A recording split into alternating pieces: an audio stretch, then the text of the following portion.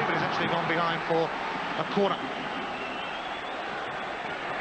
Time for Stubbs to move forward. Reset, and of course, the RB's just come on. In fact, he's staying back as the corner comes in. Oh, and he's knocked out off the post, and it crossed the line. The goal's been given, and Celtic have snatched it here in injury time. Well, it's Morten Weighorst who's being mobbed. A difficult one for Hugh Dallas to call. He looked immediately at his assistant on the far side. It all happened so quickly. Weighorst up, pillows the header down. Main gets a touch onto the post. Paul Kane on the far post, up off the underside of the crossbar. Hey, hi there, and welcome to another episode of 4 Times a Podcast. We're absolutely delighted. We've got another guest on here. It's Morten Weighorst. I'm sure any Celtic fans will be familiar with the name. So, Morten, welcome to the show. Thanks very much. Yeah, so we'll just get right into it. I guess, obviously, we'll start from the beginning. So, growing up, Denmark, how did you get into football? What's the sort of story in the background for yourself? Oh, I started playing football at an early age. I don't remember quite when, but maybe when I was 3 or 4 years old, and I don't remember why. I think some of the other kids in the street were playing, and I just caught on to it right away. Just playing with the ball was everything to me. So basically, that's what I did every day. Started going to school, played before school, during the lessons, after school, and then the setup in this country is that you as a kid, you go to play with the local club at night. So that's what I did. So basically, playing football all the time. That was my life. Yeah. I mean, at what point did you sort of think, obviously growing up and sort of playing younger and coming through, was there a sort of point where you thought this could actually be a career, there could be something in this, like you had that ability? Was there a point that thought that? Yeah, it was always a dream for me, but I kept it to myself. But when I reached the age of, I think maybe 14 or 15, back then we had this setup where at that time I was still playing for my local club, but we had a setup where players were scouted to sort of form a regional team. Most of the players that got picked for these regional teams, I think there were 6 of them in Denmark, were from the bigger clubs. So I was quite fortunate playing for a smaller team to get picked, and getting picked for that team was a boost. I thought, okay, I can actually compete with the boys from the so-called bigger clubs, and I thought to myself, this is a step in the right direction. So when we competed against the other regional teams in this tournament,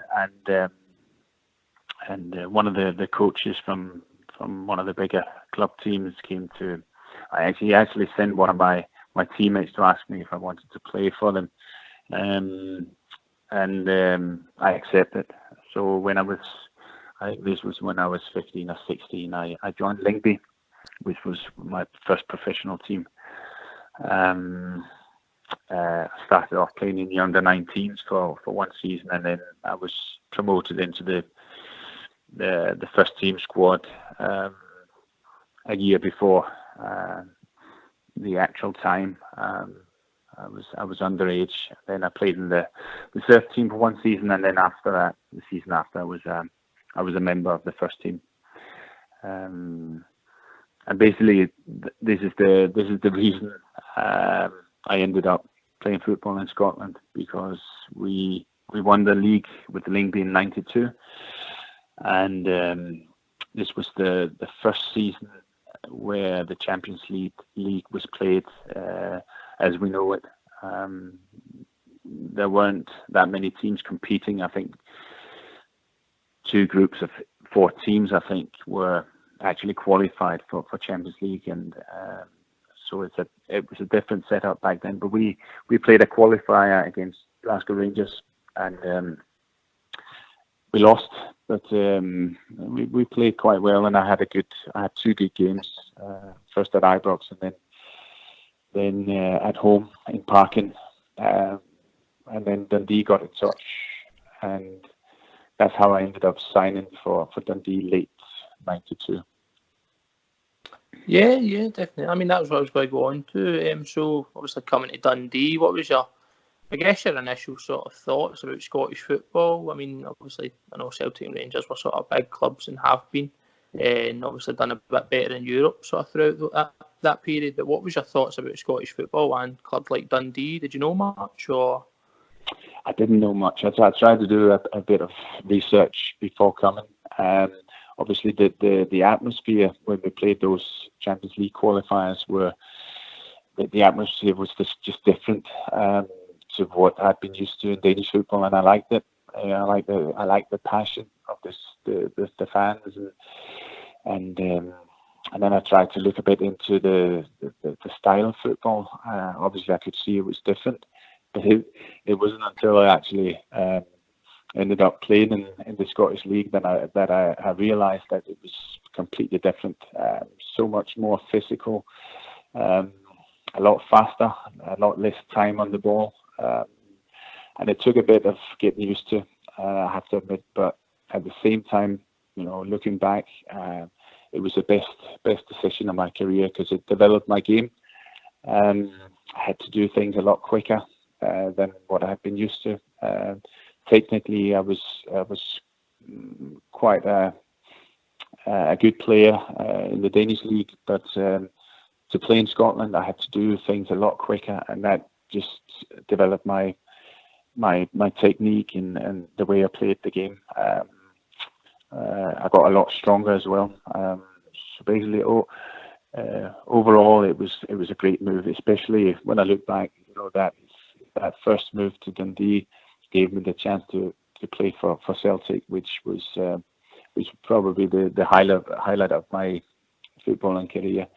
To be able to play for a club like Celtic, the stature of Celtic, and with the passionate fans, was just a tremendous experience. Yeah, no, absolutely. I mean, just before we go on to obviously your move to Celtic, just a quick one. With obviously you were saying it took you a bit of time to adapt and sort of get used to the football, and it sort of made you quicken up your game a little bit. Do you think maybe that's something that, because I know I've probably done it myself, but you're maybe a little bit quick to maybe judge certain players when they come over, not afford them that time to adapt and maybe sort of mould like yourself and obviously excel when they get used to that style of play? Do you think that's maybe something that, because I've noticed it myself, people are sort of quite quick to judge players in Scottish football especially, is that? Mm-hmm. I think you have to allow players to take time to adapt. At some places you get more time than others. The patience. Sometimes I think people are a bit quick to judge players. I think if you give them a bit of time, of course you don't get all the time in the world, but you need a bit of time as a player to adapt to the style of Scottish football in general, because it is quicker and it is more physical. Just because you don't, just because you're not a great success in your first 10 games doesn't mean you're not a good player. I think you need a bit of time to settle and a bit of time to realise what you need to do to adapt and what you need to do to be able to bring your skills through. In fact, well, speaking from my own experience, that's how I felt. I thought it was easy to settle in the country. I thought I could see what I had to do, but to actually go and do it, I needed a bit of time. But then when I developed as a player and when I got the hang of it, it was great. It was something that I used right through my career. The ability to think quicker, to take less touches on the ball, to be able to be aware when to do what, because things were just quicker. I remember towards the end of my career when I went back to the Danish league, I thought, wow, I thought I had all the time in the world. I thought it was 1 or 2 steps ahead of most of the other players because I had been used to a different pace of the game. Having said that, I think Scottish football, the problem sometimes is that in some of the games is that it's actually too quick. So it's finding the balance. When I say too quick, is that sometimes you do actually have more time on the ball than you think you have, but because the pace is generally very quick, sometimes it's a bit of a panic. But it certainly helped me develop into a better player. Yeah, it's always interesting to hear it, obviously from a player's perspective, about sort of sometimes you maybe need that time of settle. I mean, I guess then we come to your move to Celtic. Things about December '95, if I'm right. What was your initial reactions when that sort of came round? I mean, obviously you played in Scottish football, so you'd have known about Celtic. What was your sort of thoughts initially? What was the size of the club, the stature? Was there ever any doubt that you were going to move? When Celtic first came in, there was no doubt in my mind that I wanted that move.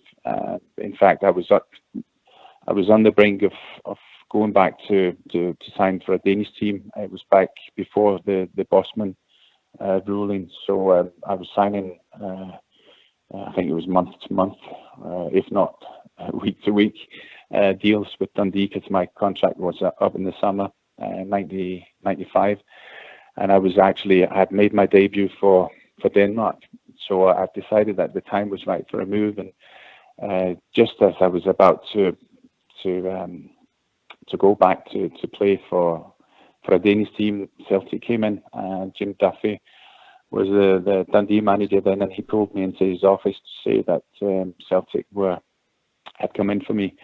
And being the Celtic man that Duff was, he wanted me to join Celtic, and I'm happy that the move came about. It was the late Tommy Burns that signed me, and we had talks, but I think we only met once, and he explained what he wanted to do with the team, his visions, and how he saw me fitting into those plans, and I was in no doubt whatsoever that this was the right move. And looking back, I remember thinking many times during my time in Glasgow, I wish this move had come around a lot sooner, because I was loving it, just loving being part of a great squad amongst some great players, and challenging at the top of the league. So I'm just thankful that Tommy came in for me at just the right time. Yeah, definitely. I think we all are as well. I mean, so when you first came in to Celtic, I know you had sort of some injury problems with your first couple of seasons, but how did you find it? What was, in terms of the level of training, the calibre of player that you were playing with, was it all something that basically bumped up from Dundee? And then, of course, you've got the demands of playing for Celtic. It's win every week and playing good football every week. I mean, how did you find sort of that transition? Obviously, the competition for places in the team was great. The team was doing very well. I think that season, I think we only lost one game in the league, and still we didn't win it. Didn't win the league. We had some great players. John Collins was still there in midfield. Peter Graham was still playing. It was difficult to break into the team, but I'd sort of set myself the target that I needed a bit of time to compete, to break into a team that was doing very well with some good players. But I was enjoying the training immensely, because it could only make you better training among those boys. So every day when I came in, I just got my head down and worked and tried to improve. And I got a few games during my first season, but it wasn't really a breakthrough. And I had some, as you say, I had some injury problems. the thing about coming to a club the size of Celtic, you need to adapt to the level of expectation as well, and that came to it. But I think I adapted fairly quickly because I've always enjoyed playing football, and I've seen it as a privilege. And of course, there's demands. People expect a lot, and especially when the fans are passionate. But I've always taken that as a privilege to try and go and do the best you can do in front of those fans, and I just enjoyed it. And as I said, I was part of the squad, the team that was playing some great football, and it was just very enjoyable. I suppose then, obviously, the first season we came on to, it's arguably the biggest season, and one of the biggest seasons, in Celtic's history. Stopping the 10 in a row. I mean, what was the build up to that like as a player? Sort of being in there. How was it? Was it sort of ingrained into you that this was in no circumstances do we lose this title? I mean, what was that like? Pretty much so. I think we were basically every day. It was mentioned by someone. Some days even more than once. So we were left in no doubt that this was a special season, and we knew we had to. We couldn't let the fans down. We felt, even though I don't think any of the players had been involved for all those 8 or 9 seasons leading up to this, but we were still. We were the ones that could do something about this, stopping 10 in a row, and thankfully that's what we did in the end. But there was a bit of pressure, to say the least, and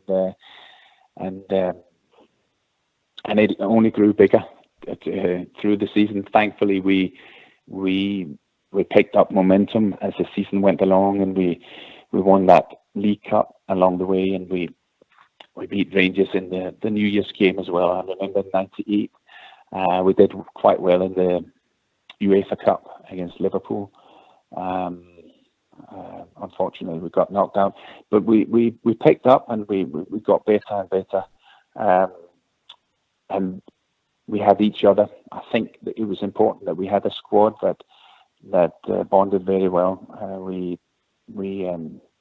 A few of us spent time off the pitch together as well.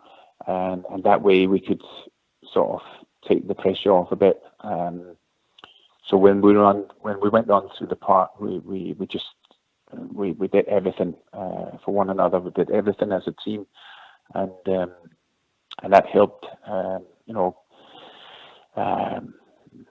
protect ourselves a bit from the pressure. And thankfully, we got the results, and we got there in the end. Yeah, that was something I wanted to pick up on. You just touched on there. We had Craig Burley on the show recently, and that was something that he emphasised and thought it was a major part in how the players on the team actually won the title that year. And it was they spent a lot of time together outside the training ground, and obviously just taking that away from football, they were such a tight knit group. I mean, I'm guessing obviously you feel the same, and that was just a massive factor. And without that, it wouldn't have been. They had the same effect. Yeah, I think the two things. I think we had some very good players. Craig Burley was one of them. Very talented and always hard working. And on top of that, we enjoyed being together off the pitch as well. So it was a very good dressing room. Some great banter, and people looked out for one another. And that was a big factor. I think we needed that to be successful in a season like that, because there's plenty of pressure coming from the outside, but the group had to be tight knit, as you say, and I think we had that. It was quite a special group of players. Yeah, I must say, but Craig said the exact same about you. You were an integral part to the team, and he was raving about your ability. So I must say that. I mean, was there any sort of games that stick out as a point where maybe either you yourself or the team sort of thought we're actually going to do this here? This is the moment that sort of take control? I think the League Cup final against Dundee United was a good step. That was an important one, because just to get that trophy, that gave everyone a boost. And I also think the New Year's Day derby, the 2-0 win against Rangers was very, very important. As I remember, it was the first New Year's win for quite a few years. Isn't that right? I think so anyway. Yeah, we didn't have the greatest of records. Yeah, and that was just a massive boost as well. And some great goals. Craig Burley scored one of them after a fantastic pass from Jackie, I remember. And the second was possibly even better. Paul Lambert with some strike, long range, right in the top corner. So that was a big one. Those two games, they stick in my mind.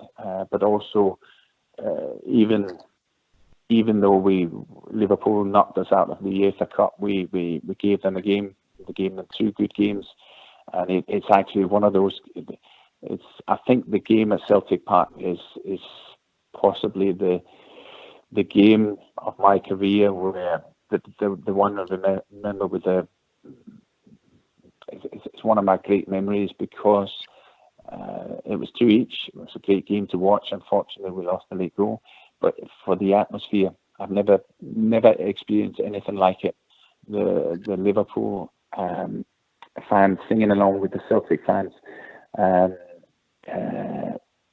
It's just one big sing song. You'll Never Walk Alone.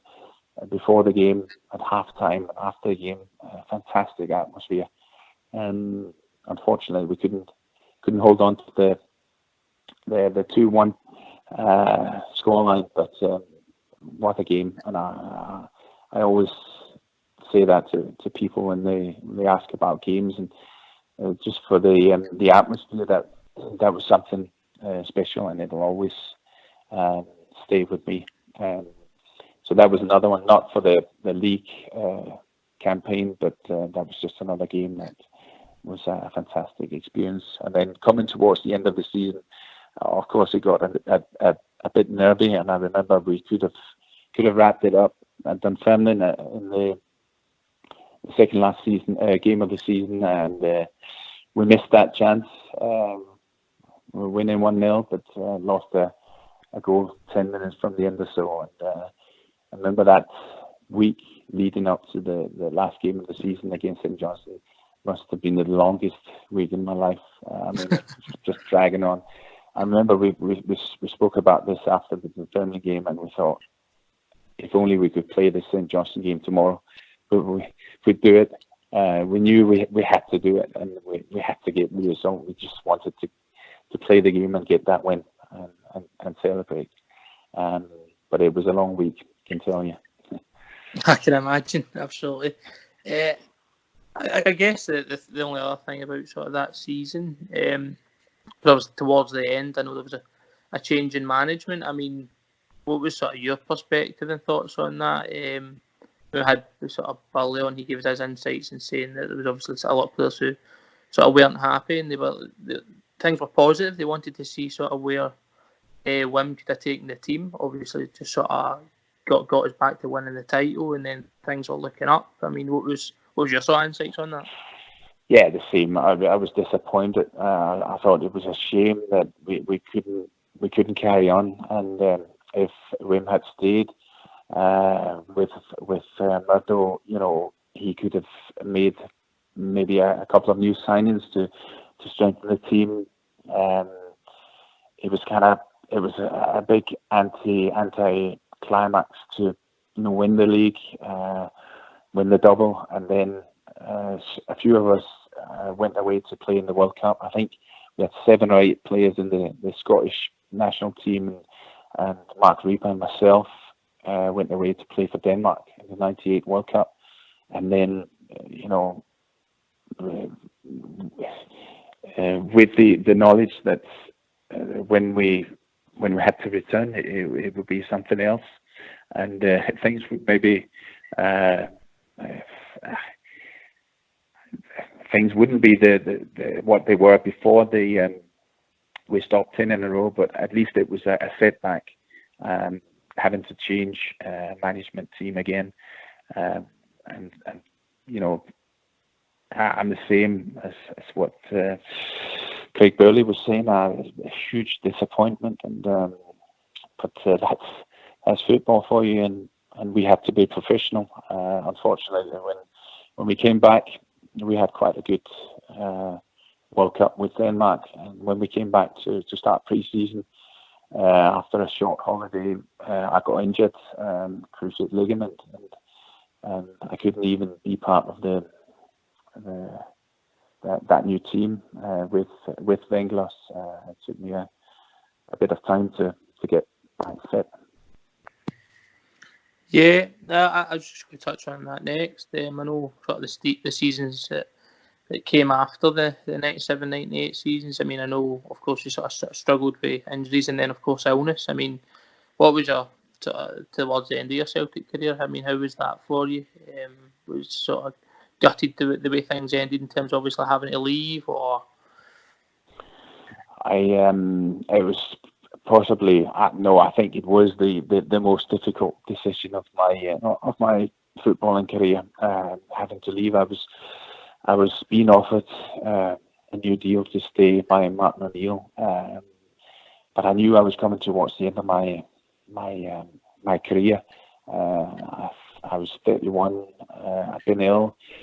The team was really doing well. I'd always been very, very happy at competing for a place in a fantastic team, at a fantastic club. But yeah, I was sort of I've sort of weighing up my chances. I had to after the illness. I'd been fighting a hard, long fight to get back to fitness. I actually managed to get a few games, which was so enjoyable. But I thought it was going to take me quite some time to fight my way into a very, very good Celtic side. So I decided when Michael Laudrup took his first job at Brøndby that I had to go back to play for Brøndby and to get as many games as I could get under my belt before the end of my career. I felt because of my knee injuries, I couldn't go on to play, even if I wanted to. I wanted to play forever, but I felt I had maybe 2 or 3 years left in me, and that's how I turned out. And on top of that, I have to say Michael was one of my boyhood heroes. Growing up watching him play for Juventus, Barcelona, and for the national team, and then having got the chance to play with Michael in the national team, I thought I couldn't turn down the chance to go and try and help him as one of the more experienced guys in his first job. Having said all this, you know, it was such a wrench, and there was no pressure from my family anyway. My wife, my kids wanted to stay in Scotland. They were so settled, and so was I. But I felt I had to do it to play some football towards the end of my career. So that was the decision. Yeah, absolutely. It's amazing. Obviously, you got back playing and got as many games after being ill as you did. I mean, what sort of one we picked up on? What was it like getting that first goal?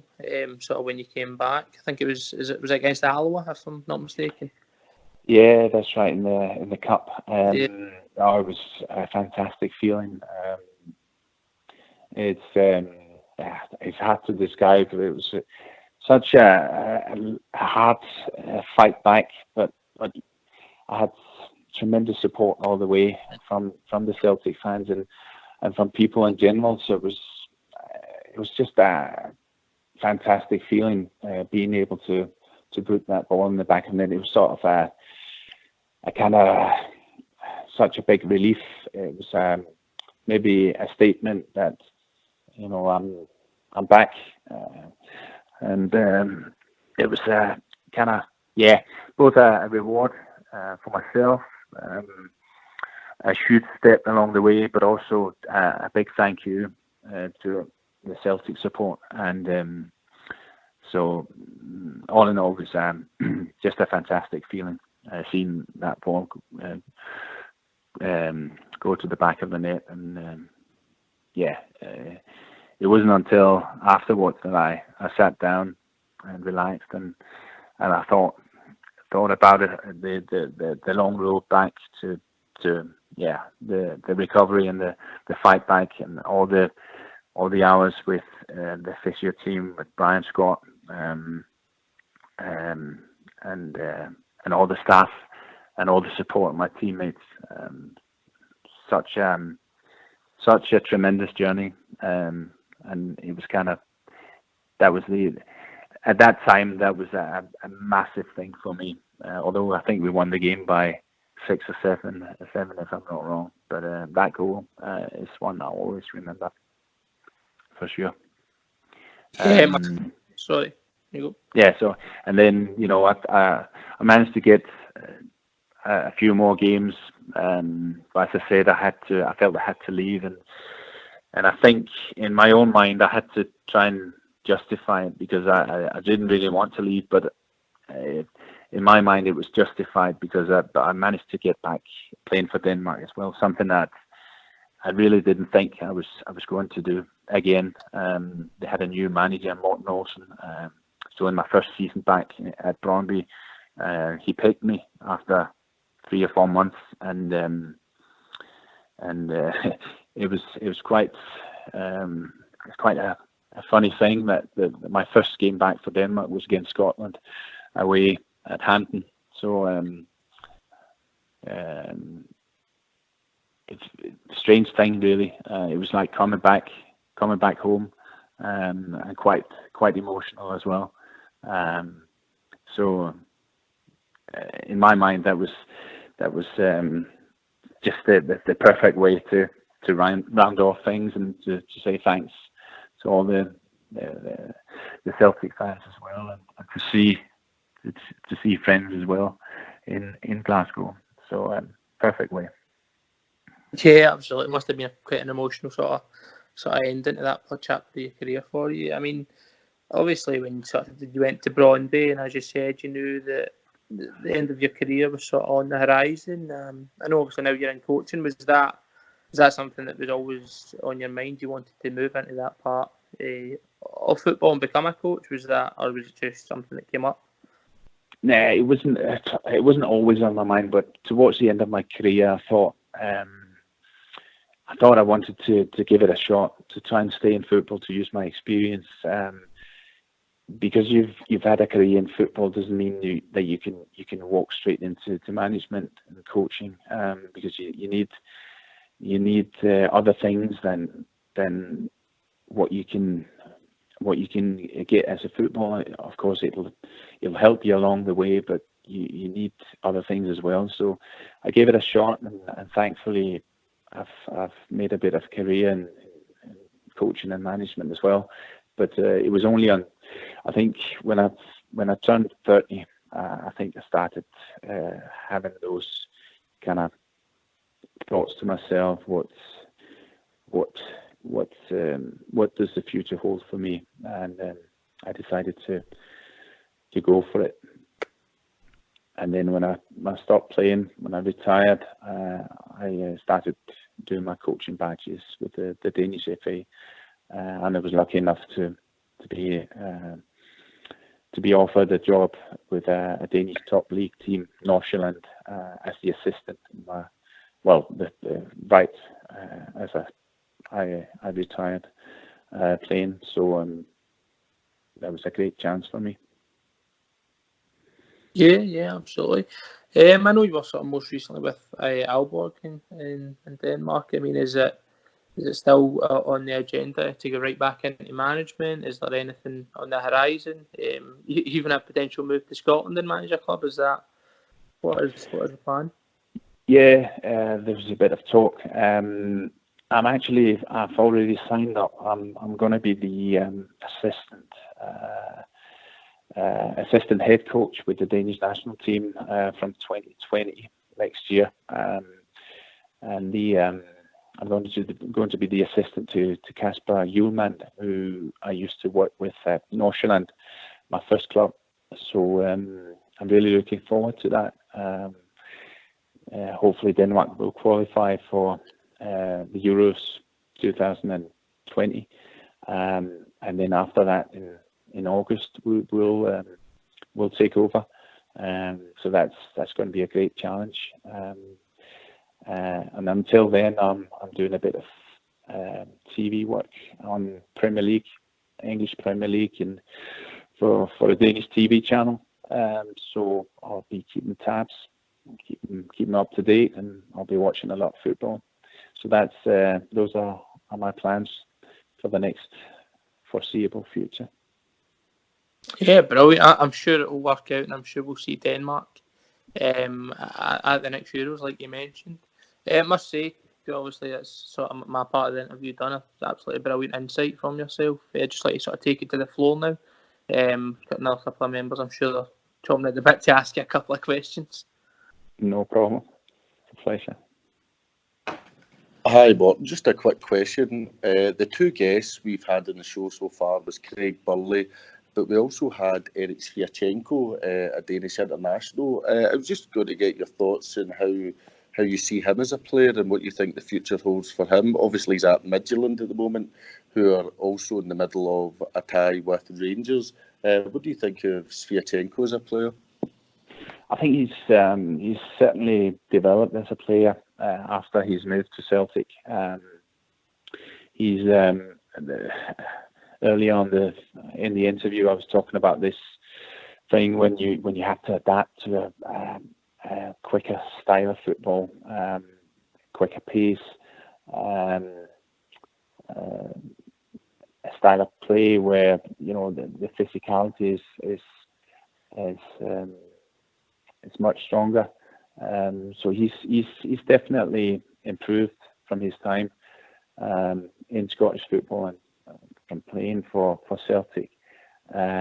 He's now one of the more experienced heads at Midtjylland, and he's actually the captain, or the vice captain, but I think the captain is on the bench at the moment. So he's one of the important players at Midtjylland, and he's still young, and I'm pretty sure he would like to move abroad once again at some point.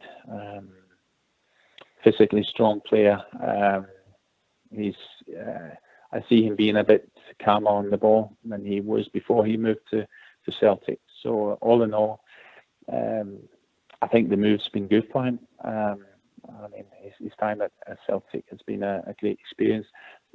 That's what I hear as well when he talks about his time at Celtic, on and off the park. He realizes he's played for a big club with big traditions, and like myself, I'm pretty sure he feels very privileged and very proud of having won the green and white hoops.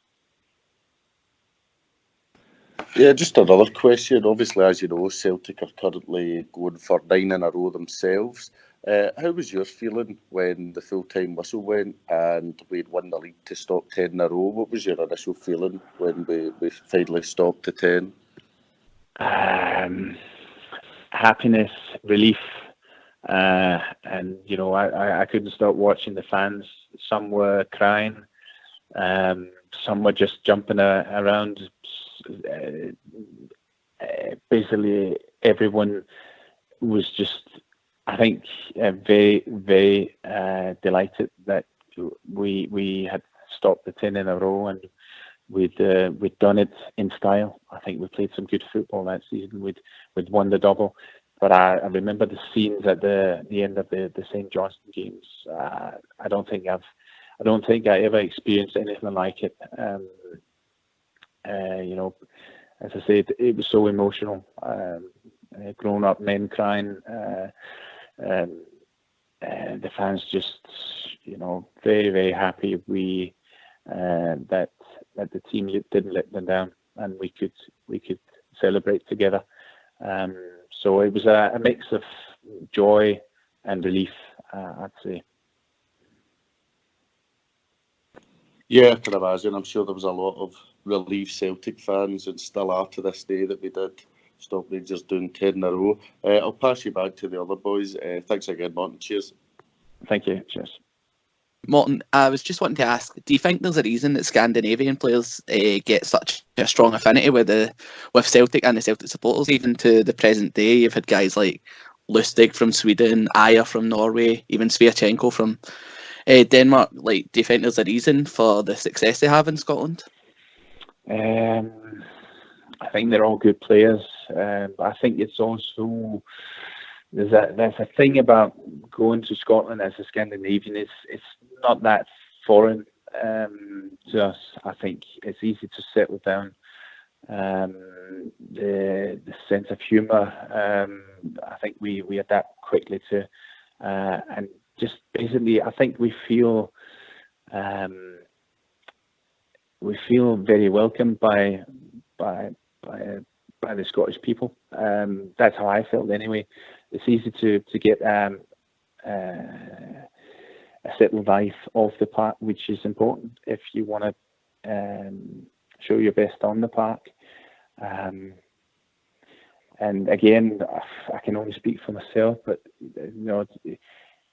I genuinely felt privileged to be at a club like Celtic, and you felt you just have to do your best every day because of that privilege. And I'm pretty sure most of the Scandinavian players will feel that way. We don't have clubs like Celtic in Scandinavia, so when you get the chance to go there and you sign for Celtic, you fairly quickly realise this is a very, very good chance to play for a fantastic club. So those are some of the reasons anyway. That I think Scandinavian players settle quickly, and they want to work hard to get success. Yeah, that's good. I think it comes across really well, especially like a real fan favourite just now is Christopher Ajer from Norway. I think it's just his commitment and hard work that really comes across. Another question I was going to ask was, when we had Craig Burley on, he actually mentioned yourself as one of the players he thought didn't get enough recognition for how good you were at Celtic. He says the fans loved you, but he felt that maybe you were a bit underrated by the fans. Is there anybody you played alongside at Celtic that you feel was a bit underrated? I think, honestly, I played along some great players, and I think very often it was the attacking-minded players that got most of the praise, and that's not. They deserved it definitely, but it's the same all over. In the world of football, those are the players that generally get most of the praise. But we had defenders at Celtic that were fantastic players. Tom Boyd was one of them, one of the homegrown lads, Celtic through and through. He sometimes he didn't get the recognition that he deserved. Played so many games for Scotland as well. But I don't know. I think in that season, if we talk about the 97-98 season, Henrik Larsson was the big star, and he deserved it. And when one or two players get most of the praise, some of the other boys they don't get so much. But I think the most important thing is that you feel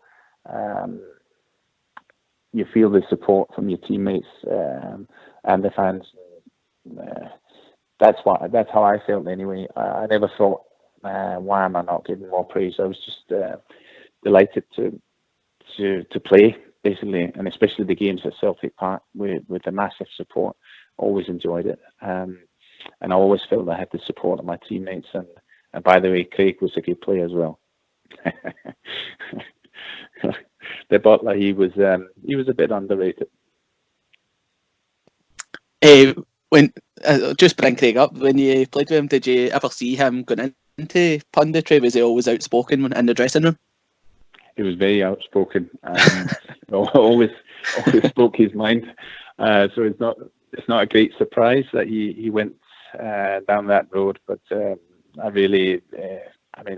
think Craig is a great lad, and he always felt that he was there to support you on and off the park. Always up for a laugh as well. So and I stayed just around the corner from Craig as well. So we spent a lot of time together. Yeah, perfect. I've just got one more question. In 2003, you got a Fair Play Award from the Olympic Committee, I think it was. Was that, see, when it was to do with the penalty missed on purpose, was that an easy decision at the time to miss the penalty? Was it clear, and did it shock you how much attention it got? It did shock me how much attention it got, but I think it was all positive. The Danish FA received so much positive feedback, and it was quite an easy decision. It's never an easy decision to miss a penalty, but it was easy in the terms of things happened during this game, and we were playing Iran, and we were awarded a penalty that we shouldn't have had. This player from Iran picked up the ball with his hands inside his penalty box because he thought the referee had blown his whistle. It was a sound that came from the crowd. So I went to see our manager, Morten Weighorst. I was the captain of the team then, and the thing that made it easy for me was that he said, when I told him, if I take the ball and score from that penalty, I'm not sure Iran will stay on the pitch. They told us that. So he said, we won a game, go and miss the penalty. That's the right thing to do, and that's what made it easy for me. When your manager tells you to go and miss it, you miss it. And in my mind, that was the right thing and the honourable thing to do as well. So that's what I did, and I think picking up that award and all the positive response we got, I think it was all worth it. Yeah, that's absolutely perfect. I'll just pass you back to Andy. That's all I've got just now, but I just want to thank you again. It's been really good hearing from you. Brilliant. Thank you. Yeah, just got to say, I'm sure I speak on behalf of myself and everyone who listens to this. It's been brilliant, really insightful, and obviously it's to hear from someone like yourself who was obviously a great player for us and I gave a number of years, and like I mentioned before, was part of a team that will be remembered for Celtic history for years and years to come. So yeah, I've just got to thank you for giving up your time to come on and chat to us for that. It's been a pleasure. No, pleasure is, but honestly, thanks a lot for that. Thank you. Right. Cheers. Take care. Cheers, mate. So we hope you enjoyed that. I was chatting with Morten there. Guy, like all other guests, more than happy to sort of give up his time and basically chat through us about their careers, how they ended up at Celtic, what happened. As you've all heard, and I'm sure you've all enjoyed it. I mean, Dan was a really nice guy, as I said. I mean, you I sort of add towards the end. No, it's been absolutely great hearing from him. I think it's just the thing that gets me most about that team. Obviously, we've had Craig Burley on as well, and we've had contact with a few other members of that squad. They just seem so humble and so thankful for their time at Celtic, and they've been so accommodating to us. And I think for guys that we see as heroes, it's just absolutely brilliant to see your heroes live up to what you would hope you would get from them. And like guys like Morten and Craig have been absolutely fantastic with us, and it's just one of the things that it's just drilled in here. Like, I think I was only 6 or 7 when we stopped attending, but it's just one of the things you always heard from your family, like how important it was. And it's one of the ones you can always, you'll love going back watching videos of it. You know, I think that'll be the same in 30 years' time, as relevant as it is just now. Yeah, but no, it was absolutely great hearing from him. You done most of the interview with him, Andy. How did you find him? Honestly, the guy, he was more than happy just to sort of elaborate and anything. The guy had no qualms, and he didn't. I know sometimes you get people in interviews and they can be a bit difficult, but as you said there, like guys like that who are heroes to so many people and they're so humble and they'll just chat through as if not as if it was nothing, but as if like, it means so much to so many people, and they chat about it so relaxed and so humbly, and it's. I think there's a lot of players out there who could learn a lot from these guys who've achieved so much in the game. But no, the pleasure was all mine to sit and chat to him. But as I said, we hope everybody's enjoyed this. It was another wee special episode, and as Darren's sort of gave away, we do have another few members of that famous team sort of lined up to come on. I've said that a million times. Anybody's getting a guest that they want on the show, give us a nudge, and we can see what we can do for that. But yeah, we hope you enjoyed it. And I would just say quickly before we go, don't worry, when Morten takes that role with the Denmark team, we'll have a word with him and see if he can get Christian Eriksen in the hooks. And even more importantly, stops Rangers 10 in a row. But no, thanks for listening. That's been great. Larsson always has been menacing this defence, seeking, and gets it right again. Look at the way he seemed to stroll across midfield and then find the target. Celtic support right behind their team. Volume of noise increases. Tommy Boyd inspired by that.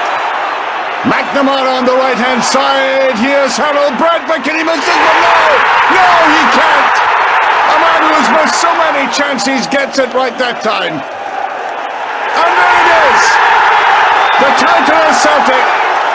There's to be no 10 in a row at Ibrox. And don't they know, Wim Jansen in sheer delight.